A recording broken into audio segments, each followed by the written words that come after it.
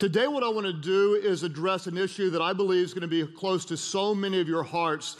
Now, all of us want to make a difference in those lives of people who are in need. A lot of times we say the language, we want to help those who are poor. We want to do more than help those who are poor. We want to empower the poor to take steps out of poverty into the life that God designed for them. And so the title of today's message is just that, empowering the poor. I know there are many of you who would say you might even be struggling right now. I went on Twitter just for fun and searched the words, "I'm so broke," just to see what people around the world might be saying about their struggles. And I wanted to share a few of those with you just for fun. You may have to be 40 years of age to get this first one. So if you don't get it, just say, "I'm too young for that one." But this person actually said on Twitter, "I'm so broke, my baloney has no first name." There are a lot of you over 40, I guess, because you do get that one.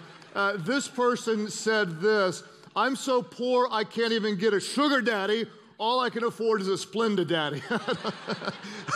This next one says, "I'm so poor I rub cologne from magazines on my shirt. And when they say, 'Oh, you smell good, what is that?' I say, 'Page 5. Now, this poor person says, "I'm so broke I go to KFC to lick other people's fingers after they eat." That's just broke and nasty. Everybody say broke and nasty. Okay, if you're broke, just be broke, don't be nasty, okay? That's just nasty. You know, the reality is that there are many people in our own backyards that are struggling financially. Many of you may say, "I really am in a deep place of need right now. What do I do?" Some of you, like me, you've been to developing nations and you've seen poverty in a way that's much different than poverty maybe down the street from us. If you've ever been to a place like this, you'll see one room, very unstable shacks that maybe 6, 7, 8, 9 people would live in. They may be the size of a closet in many of our homes. They're made of metal scraps. There may be a sheet for a door. There might be a bucket in the corner, and that's the toilet. That's where people go to the bathroom. They don't have access to water. They might have to travel several miles to a community place to get water to bathe in or water to drink. While we might say there's no food in the refrigerator, they would never say that. They're hoping that a bag of flour and some rice or something might get them through the week because it's very, very, very, very difficult. Whether it's poverty like that or poverty of someone who's unemployed down the street from us, all poverty is real. And I want to talk about how do we empower those who are in need in a way that would honor Christ. What's really interesting to me is that in Matthew 25, Jesus tells a parable about what it will be like when he returns for his people. Essentially, he said, "I'll separate those who are mine from those who are not mine, and I'll speak to those who are mine," the sheep is what he calls them. And he says, "I'll say to them, when I was hungry, you gave me something to eat. When I was thirsty, you gave me something to drink. When I was homeless, you gave me a place to stay." And those who belong to him will say, "When did we do this? When did we give you, Jesus, something to eat? When did we give you a place to stay? When did we give you a drink? When did we put clothes on your back? When did we visit you?" And Jesus said to them in Matthew 25, verse 40, he said, "Whatever you did for the least of these brothers and sisters of mine," say it with me, all of our churches, Jesus said, "you did for me." I want you to imagine that for a moment, that whenever you use what you have to empower someone who doesn't have something that they need, you are actually ministering to and blessing Jesus. Can you imagine? That's how special it is to use what we have to make a difference in the world. Perhaps this is why Proverbs 19:17 says this, "If you help the poor," what are you doing? You are lending to the Lord. You're literally serving God by serving people who are in need. 1 John chapter 3, verse 17 and 18 is a verse that could stun you into silence as you listen to the power behind this verse. John said, if anyone has material possessions and sees a brother or sister in need, but has no pity on them, how can the love of God be in that person? It's pretty strong, huh? It goes on to say this, dear children, let us not love with what? Let's say it aloud. Do not love with just words or speech, but how are we called to love? Not just with words or speech, but with what? With actions and in truth. We're not just going to say, oh, somebody should do something, and we will one day, and maybe we could. We're not just going to talk about this, but I believe that God calls us, the church, to be the hope of the world, to take the resources that God has put within our care, our management, and to love others out of poverty into a place of wholeness. How do we do this? I know you want to. I know every single one of you, when you're exposed to deep needs, it moves you. It makes you ache. You care about it. You want to do something. But the problem is, many times, we don't know what to do. We don't know how to do it. We don't really know how to get it right. So in order to get it right, what I want to do is start by building a foundation and truly getting our minds around what poverty is. What is poverty? In fact, there's a book, if you want to study about this, of all the books I've read, my favorite book is called When Helping Hurts. When Helping Hurts. Fantastic book that really, it will empower you with knowledge to make a difference in a way that truly lifts people up. And in this book, the authors state this, which I thought was very interesting. What is poverty? They say this, most Americans define poverty as a lack of something material. If I ask most of you, what is poverty? You might say, well, it's when someone doesn't make enough money to survive, or they've got inadequate housing, or they don't have access to the right clean water or such. They don't have good health care. Your 14-year-old might say, we're so poor I can't afford an iPhone. Whatever it is, it may be relative to where you are, but most Americans would say poverty is lacking something material. On the other hand, there was a group that surveyed 60,000 poor people in low-income countries, and this is how the poor people defined poverty. The truly poor defined poverty as a mindset. They never said it was lacking something material. I can't afford a nice pair of jeans. They never said that. It's truly a mindset. It's the way they think. Here's what they said over and over and over again. They said, it's a deep sense of shame. I feel very ashamed that I can't do more. I can't make it out of this. They said there's an ongoing feeling of worthlessness. They used the word fear over and over and over again. They used the word humiliation. They used the word hopeless again and again. It's a sense of being trapped. It's not like, hey, I just wish I had a car that had a backup camera and then, I'd be safer. It's not that. It's I don't know how to get out of this. I don't have access to education. I don't have any kind of transportation. I don't have any hope I just want to try to feed my family today. It's a mindset more than it is a lack of something material. So what we need to understand when we want to help empower those who are struggling, we need to understand that we don't just need to give what someone needs to get through the day. We need to help change the way people think. We need to really help turn a mindset from a sense of hopelessness to a hope that God has given me what I need to get out of the situation that I'm currently in. And so what we want to do is we want to give in a way that helps, never in a way that hurts. And the problem is, as North Americans, we often think we know what helps, but we often give in a way that hurts. And a lot of times we want to come and we want to help somebody, but without knowing it, by giving them a hand out, we're actually insulting them in the process. I'll give you an example, and this is quite embarrassing to me, but chances are many of you have done something similar to this. Years ago, we were part of this really cool life group, and we always wanted to do things to help people. And so one of the things we'd do is we called it adopting a family around Christmas time. And we'd find a family that was in need, and we'd all go out and go shopping and bless this family with things they could never afford. And every year, we would feel quite good about this because, it didn't take a lot of time, it didn't cost a lot of money, and we knew we were just changing some family's Christmas. Woo! Aren't we amazing Jesus followers? Well, the one year that we went to deliver the gifts, I realized, oh my gosh, what we thought was helping was actually incredibly painful for this family. We came in with gifts in this little house, and I realized walking up, all these presents might actually overwhelm the size of the house. And then we came in, and the kids were really, really excited, and I watched as the dad sat down over in the corner in the sofa, put his face down into his hands, and just looked totally broken and humiliated. And what I didn't recognize is, in our good intentions, we basically said to him, in front of his wife and kids, you are incapable of providing for your family, so therefore we're going to do it for you. Totally good intentions. Totally good intentions. We brought shame onto a man who was doing the best he could, and we ended up hurting someone that we were trying to help. Here's what we have to recognize, that all poverty is a result of brokenness. If you're taking notes, I want you to write that down. We need to understand that the root of poverty is a result of brokenness. All of us, guess what, are broken in some way. The root of every type of poverty, and there's more than just material poverty.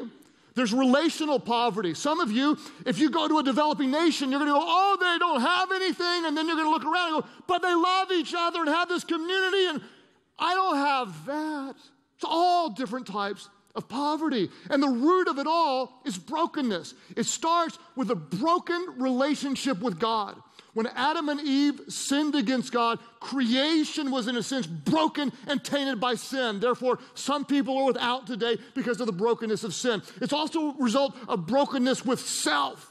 If I've got a bad self-esteem, I don't feel like I have what it takes. I don't recognize I'm born in the image of God and have access to His power within me, that I don't feel like I have what it takes to better myself, to better my family, and therefore I'm hopeless in all that I do. It's also a result of broken relationships. In other words, if you have a specific need in your life, but you're too ashamed to ask for help, and I could meet that need, but I'm too self-absorbed in my own little lifestyle, then suddenly because of broken relationships, when we could actually serve one another, we don't do it. Why?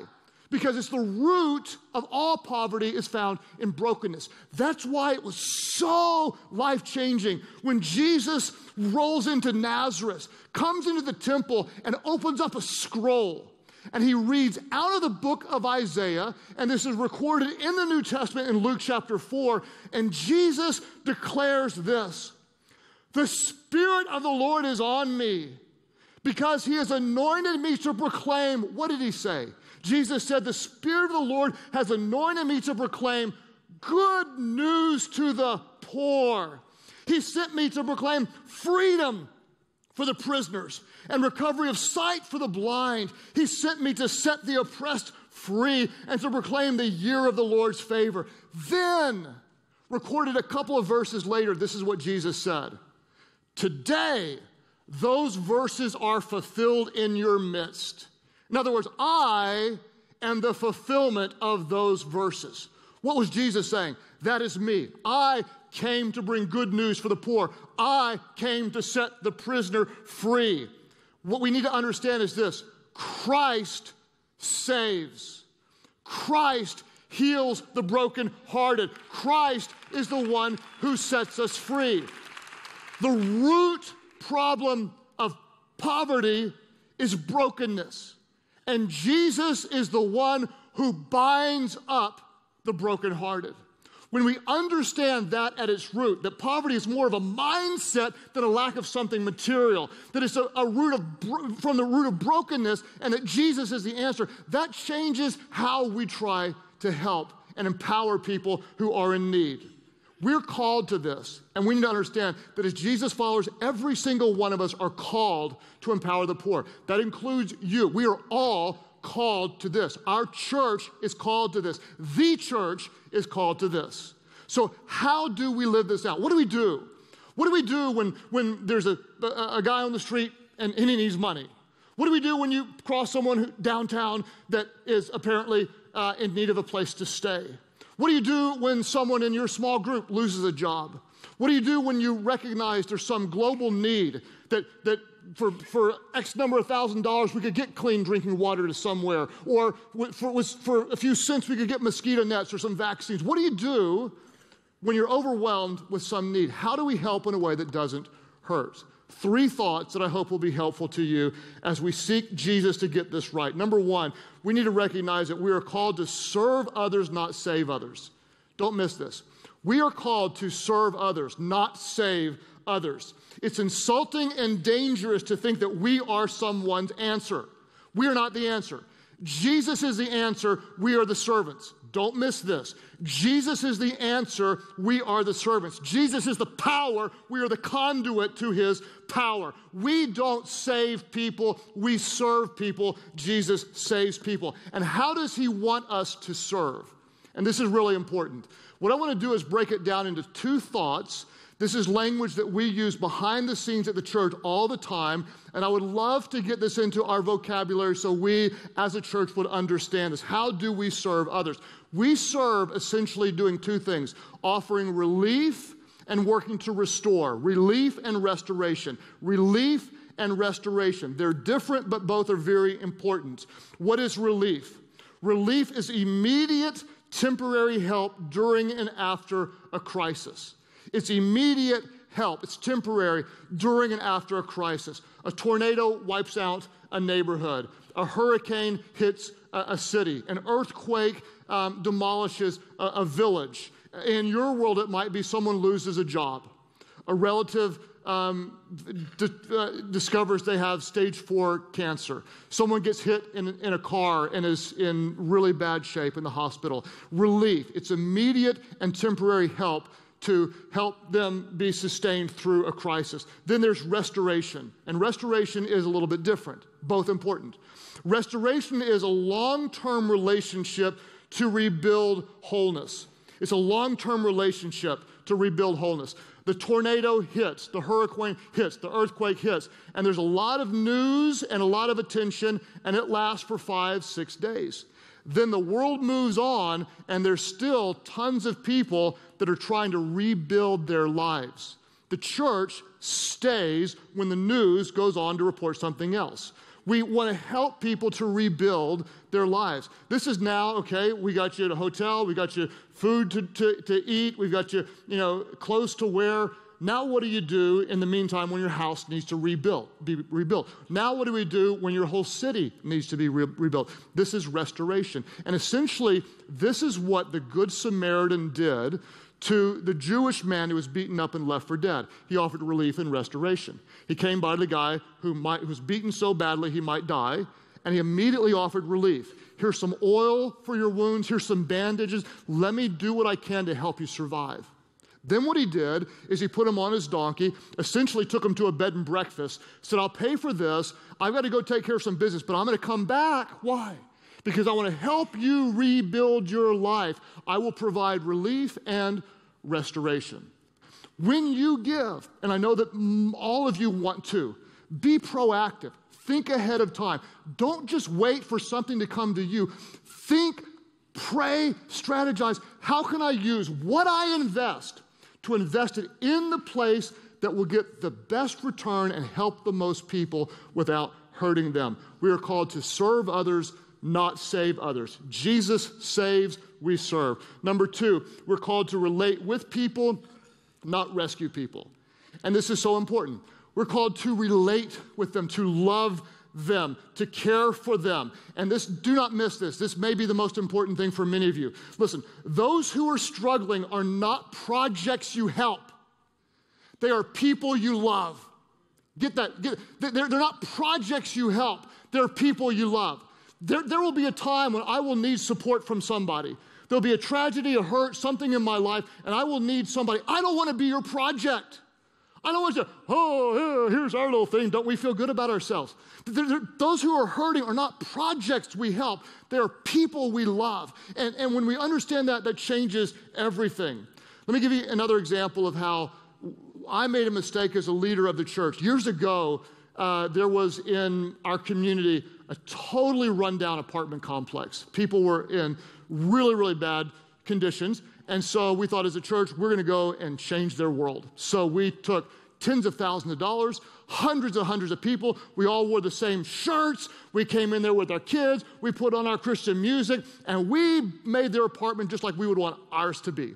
We put in an incredibly cool playground. We landscaped the whole place. We painted places. And in a whole weekend, we did like an extreme home makeover.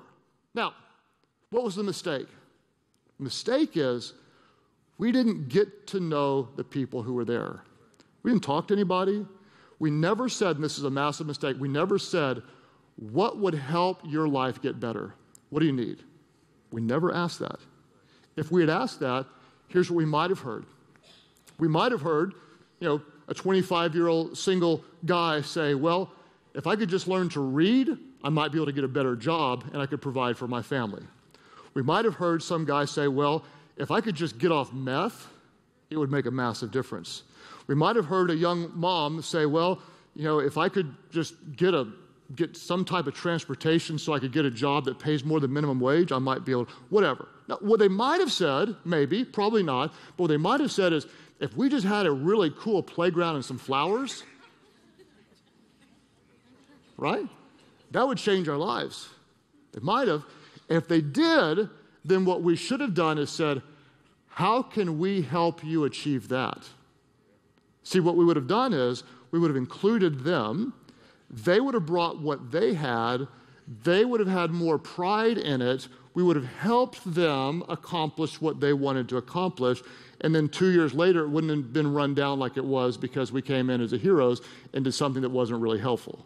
Amen. We need to get to know people. What can we do to help you accomplish your dreams? What do you need, and how can we partner with you to make it better? In other words, we're never going to do for someone else what they can do for themselves. Don't miss that. Apply this to your kids. It'll change their lives. We're not going to do for someone else what they can do for themselves. We're going to help them accomplish what they want to do that gives them dignity, pride, and a sense of forward movement. Those who are struggling are not projects we help. They are people that we love.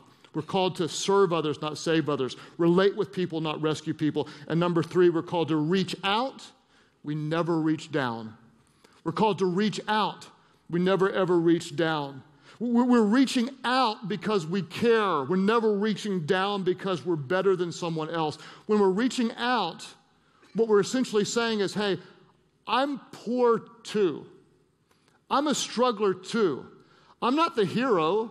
I don't have all the answers. I'm reaching out simply because I love you and because I care about you as a person.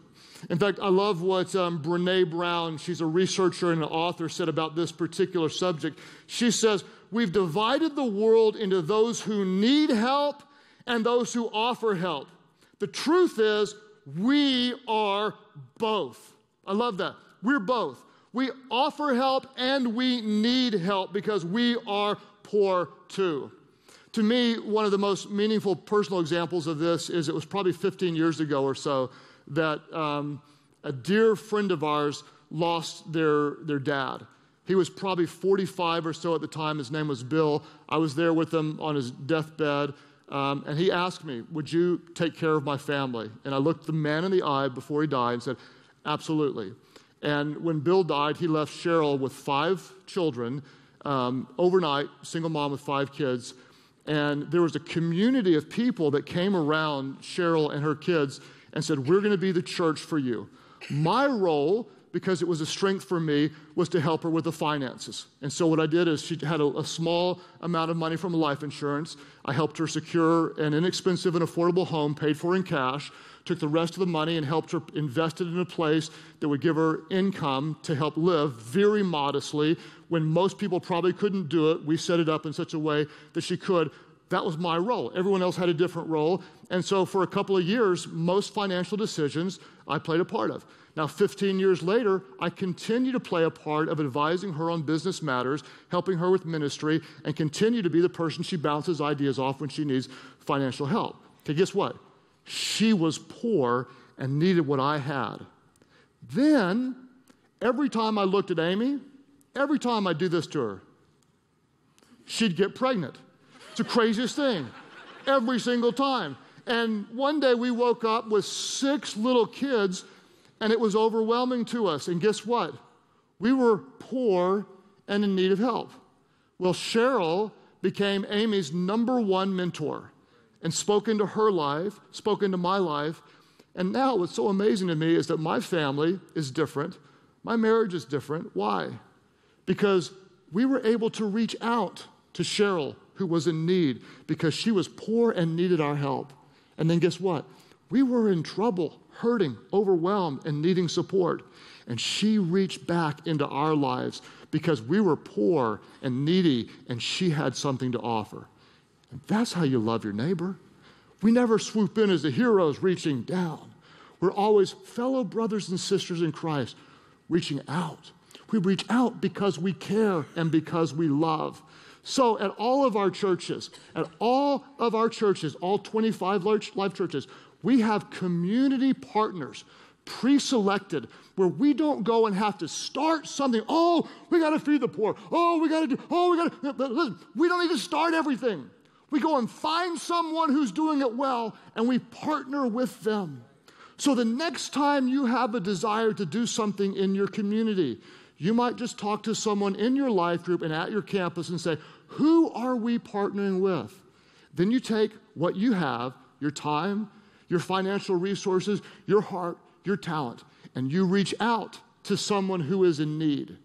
And at the same time, you recognize you're in need too. And when you give to others, oftentimes they give even more back to you. And that's how we neighbor.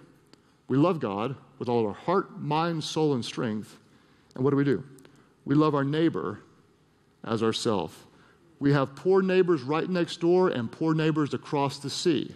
And at the same time, we are poor in many ways. So we freely give and we freely receive. And that is how we love one another.